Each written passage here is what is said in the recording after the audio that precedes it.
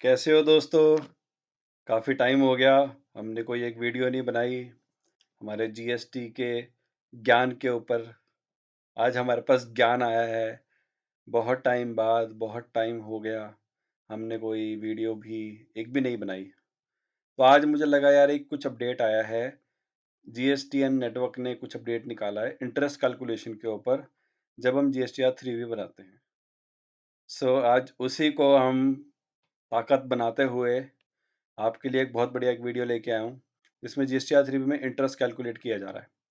अभी क्या होता था कि जब हम पहले 3 फाइल करते थे, तो हो सकता है कि हमारे पिछले टैक्स पीरियड का और करंट टैक्स पीरियड का कुछ ऐसा पेमेंट थी जो हमने करी नहीं थी, मिस हो गई थी, भूल गए थे, हमें पता नहीं था। तो इस 3 में जैसे कि अभी 9 जनवरी आज डेट है, तो जो 3 जाने वाली है आपकी दिसंबर 2021 की जाएगी।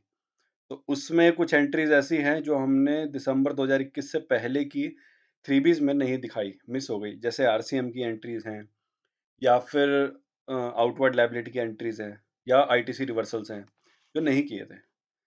बट आईटीसी रिवर्सल के ऊपर एक जो अपडेट आया जीएसटीएन नेटवर्क की तरफ से, उसके बारे में नहीं कहा गया। फिलहाल आउटवार्ड लायबिलिटी के बारे में बोला गया कि जो भी हम कैश से पे कर रहे हैं, क्रेडिट से पे कर रहे हैं, आफ्टर एडजस्टमेंट ऑफ आईटीसी। आज उसी के बारे में हम डिस्कस करने वाले हैं। तो जैसा कि आप स्क्रीन पे देख रहे हैं, एक जीएसटीएन नेटवर्क के थ्रू एक इंटरेस्ट कैलकुलेटर इन 3B की वर्किंग निकाली गई है, जिसमें बहुत सारी चीज़ें बताई गई हैं। मैंने कोशिश करी है समझने की, तो आपको बहुत ही ईज़ी वे में मैं कोशिश करता हूँ समझाने की। सबसे पहला पैराग्राफ देख रहे हैं, इंट्रोड्यूसिंग इंटरेस्ट कैलकुलेटर। बस इसमें कुछ नहीं बोल रहा है, कह रहा है कि ये सेल्फ असेसमेंट है। तो जो जीएसटीआर 3B फाइल की जाती है, प्रिपेयर की जाती है, वो हम खुद ही बनाते हैं। ये तो ऑब्वियस है। आगे बढ़ते हैं हम। इसमें बोला गया इंटरेस्ट की कंप्यूटेशन। आपको पता होगा सेक्शन 50 ऑफ सीजीएसटी एक्ट 2017 में इंटरेस्ट बताया गया 18% या 27%, 24%। तो इसमें परसेंटेज तो नहीं बताई गई, बट जो कैलकुलेशन है वो हम नेक्स्ट पेज पे देखेंगे कैसे निकलती है। इसका एक एनेक्स्चर है। तो फिलहाल हम सेक्शन 50 में जो इंटरेस्ट का रेट दिया गया है उसी को रेफर करते हुए हम आगे बढ़ते हैं। सो थर्ड एक पैराग्राफ दिया, auto population of system computed interest. इस पे बोला गया मिनिमम इंटरेस्ट एप्लीकेबल। भाई मिनिमम क्या होता है? मैक्सिमम क्यों नहीं भाई? जो 18% है उसी के ऊपर ये कहा गया है, तो मिनिमम वर्ड मुझे तो सफिशिएंट नहीं लगा। पता नहीं क्यों डाला गया है। बस हाँ, एक चीज़ बताई गई है कि जब आप जीएसटी 3 पे फाइल करते हो, तो दिसंबर की अभी जब आप फाइल करोगे, तो उस दिसंबर का जो इंटरेस्ट है या लेट फी है, वो उस दिसंबर में नहीं आता, वो आपके जनवरी 2022 का टैक्स पीरियड के जब आप 3B बनाओगे, उसमें आएगा। आपको बात समझ आई होगी मुझे लगता है, उसी को हम साथ लेते हुए आगे बढ़ते हैं। सारी वैल्यूज़ ऑटो पॉपुलेट होगी, जो इंटरेस्ट की होगी, जब आप नेक्स्ट मंथ की जीएसटी 3 बनाओगे, यानी कि जनवरी की। अभी तो आप दिसंबर की बनाओगे, तो दिसंबर का जितना इंटरेस्ट होगा वो नेक्स्ट जनवरी, आने वाली जनवरी की जीएसटी 3 में 2022 में वो आपका कंप्यूट हो जाएगा। कंप्यूट कैसे होगा? वो आप अलग-अलग टैक्स पीरियड की वैल्यूज़ बताओगे, उसका टैक्स बताओगे, तब डाला जाएगा। जिस टैक्सेबल वैल्यू के अगेंस्ट टैक्स नहीं है, उसका इंटरेस्ट नहीं कंप्यूट किया जाएगा। नहीं मतलब नहीं। इंटरेस्ट कब-कब लगेगा? 2 केस हैं, जैसे कि बताया गया scenario where interest is applicable. पहला है डिले फाइलिंग ऑफ रिटर्न। अगर आपकी रिटर्न 1 दिन भी लेट होती है, आप रात को 12 बजे जागते हो और चलो यार लास्ट डेट आज फाइल करते हैं और 12 बज के 1 मिनट हो जाता है, तो आपका 1 दिन लेट हो गया, तो वो डिले फाइलिंग ऑफ रिटर्न बन गया।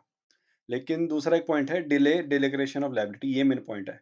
अभी तक क्या होता था कि जो पिछले टैक्स पीरियड का है, जैसे 2021-22 का फाइनेंशियल ईयर चल रहा है, तो अप्रैल से लेके नवंबर तक का कोई भी ऐसी लायबिलिटी थी जो आपने डिस्क्लोज़ नहीं करी, अब आप दिसंबर की जीएसटीआर 3B में 2021 दिसंबर में आप वो डिस्क्लोज़ कर रहे हैं, जिस भी टैक्स पीरियड से पर्टेन करती हैं, जो भी उसकी लास्ट डेट होती है।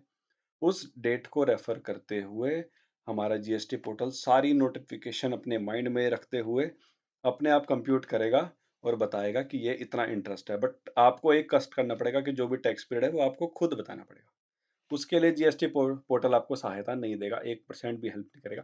सिर्फ आपको बताना है कि कौन से टैक्स पीरियड का है। तो वो टैक्स पीरियड अलग-अलग एक ऑप्शन दिया जाएगा आपको, बट एक बड़ा नेगेटिव आया है, मैं आगे बताऊँगा आपको कि ये अलग-अलग टैक्स पीरियड कब आएगा। ये जब आप पूरी रिटर्न रेडी कर चुके होंगे, फाइल कर चुके होंगे, समझ लो मोटा-मोटा कि बिल्कुल रेडी हो गई, सबमिट कर दिया, एडजस्ट कर दिया, चालान भी पे हो गया, सब हो गया। तब वो पूछेगा कि लायबिलिटी कब कौन-कौन सी पीरियड की कौन-कौन सी लायबिलिटीज़ है। बट ये ठीक भी है, नहीं तो अ, आप वैल्यू गलत भी बता सकते हो। अब आप पहले एग्ज़ैक्ट वैल्यू बताओगे कि आपने 3B में कितनी टोटल वैल्यू दिखाई है, फिर आप बताओगे उसकी कौन-कौन से पीरियड की वैल्यूज़ है। तो आगे बढ़ते हैं, इसमें इतना ही था डिलेड डिक्लेरेशन ऑन लायबिलिटी वाले में। Point number 6 finishing tax period breakup, हाँ, ये है। ब्रेकअप बताओगे ना आप दिसंबर की टैक्स पीरियड में। अभी वो कब कब से वो इनेबल होगा, मैं जस्ट एग्ज़ाम्पल ले रहा हूँ दिसंबर का। जब वो इनेबल होगा, वो खुद ही नोटिफ़ाई किया जाएगा गवर्नमेंट जीएसटी पोर्टल नेटवर्क के थ्रू। अभी एक इन्फॉर्मेशन आई है इसके बारे में। ये 3B में आप इसे आप ब्रेकअप दे सकते हो और इसका इंटरेस्ट ऑटो कंप्यूट करेगा हमारा जीएसटी पोर्टल। तो furnishing tax period wise breakup in 3B, tax period wise breakup the tax liability not available 3 10 for committing. अच्छा, मान लो आपको कि पिछले टैक्स पीरियड का कुछ ऐसा है ही नहीं जो आपने डिस्क्लोज करना था या पे करना था, तो आपने अभी तक सारे टैक्स पीरियड का बिल्कुल सीक्वेंस में हर एक महीने में आपने अच्छे से बहुत ईमानदारी से बिना शक की निगाह से आपने डिस्क्लोज कर दिया है। तो ये उन लोगों के लिए पैराग्राफ है कि अगर आपका इस महीने का है तो कोई इंटरेस्ट नहीं लगेगा, प्रोवाइडेड आपकी रिटर्न डिले ना हो दिसंबर 2021 की। आगे बढ़ते हैं। अब ये आएगा कैसे? एक बटन आएगा आपके पास जब आप 3B फाइल करोगे, जिसका नाम होगा टैक्स लायबिलिटी ब्रेकअप वॉलंटरी। ये वही चीज़ है। Where the present 3B consist of liability only for present period, the taxpayer can ignore. भाई जो शरीफज़ादे हैं, जिन्होंने कोई गंदगी नहीं फैलाई, सारे टैक्स अच्छे से डिस्क्लोज़ किए हैं, उनके लिए बोला गया है कि भैया ठीक है, आप नॉर्मल तरीके से रिटर्न फाइल करो। और जिन्होंने छोड़ दिया है, बाद में उनको डर लगा कि नहीं यार नोटिस आ जाएगा, अब हम दिखा देते हैं, तो उन लोगों के लिए कि भैया एक बटन इनेबल होगा, वहाँ डिस्क्लोज़ करोगे अलग-अलग। अदरवाइज़ कोई छेड़ने की ज़रूरत नहीं, चुपचाप जाके रिटर्न फाइल कर दो, बिना छेड़ा-छाड़ी किए। यूज़र एक्सपीरियंस के चेंजेस दिखेंगे उसको जब यूज़र वो एक्सेस करेगा पोर्टल। अरे क्या यूज़र है, एक बटन दिख जाएगा नीचे उसके बारे में बोला गया है, इतना बड़ा पैराग्राफ बना दिया। चलो ख़ैर पढ़ते हैं। No change who file the return before due date. उसके लिए कोई फ़र्क नहीं है भाई, कोई चेंज नहीं है जब जो बंदा नॉर्मल टाइम से फाइल कर रहा है। टैक्स पेयर फाइलिंग 3 पे after due date, popup will be shown. अगर आप ड्यू डेट के बाद फाइल कर रहे हैं तो पॉपअप दिख जाएगा। छोड़ो ना, बेकार की बात है। If no previous period tax levy declare by default the interest the entire, हाँ, वही चीज़। अगर आपने कुछ ऐसा ब्रेकअप नहीं बताया कि आपका अप्रैल का, मई का, जून का, जो भी टैक्स पीरियड था पिछला जो रह गया आपको लगता है। अगर आपने ऐसा कुछ नहीं बताया है, वो मानेगा कि ये सारा दिसंबर का ही है, कोई पिछला नहीं है।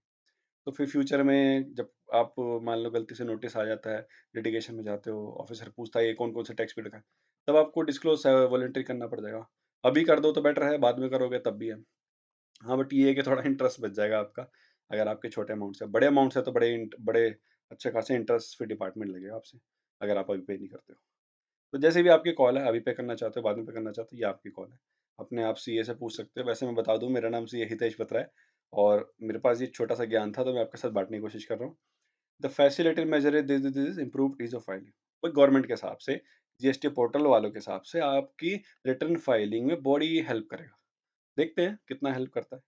This functionality will be made available on the GST portal shortly. अभी आई नहीं है, आएगी। 1 महीने में, 2 महीने में, कोई टाइम पीरियड फिक्स नहीं है।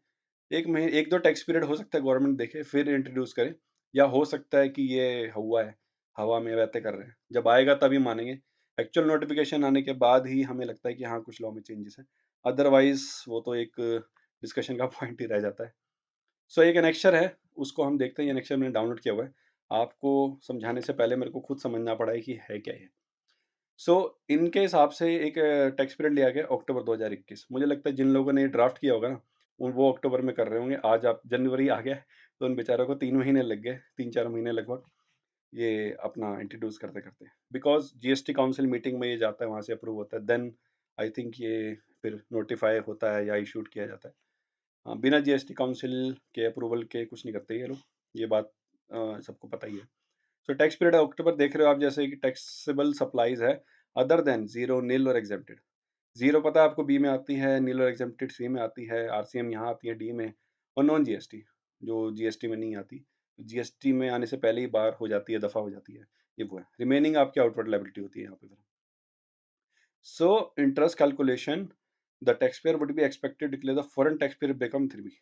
भाई ये जो ब्रेकअप बता रहा है, ये जब पूरी रिटर्न रेडी हो जाएगी, एडजस्ट हो जाएगा, आईटीसी कैश पे हो जाएगा, सब हो जाएगा, तब आता है ये उसमें ब्रेकअप।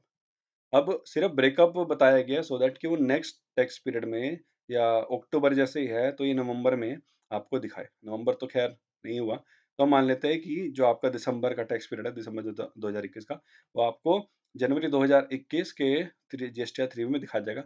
जीएसटीआर 1 के बारे में यहाँ कुछ नहीं लिखा गया, सिर्फ जीएसटीआर 3B की बात की गई है। तो जितना भी इंटरेस्ट है वो जीएसटीआर 3B में ही आएगा, 1 में नहीं आएगा। ये क्लियर है? ये तो आजकल बच्चे-बच्चे को पता है। तो आगे बढ़ते हैं। New feature in 3B tax liability breakup voluntary.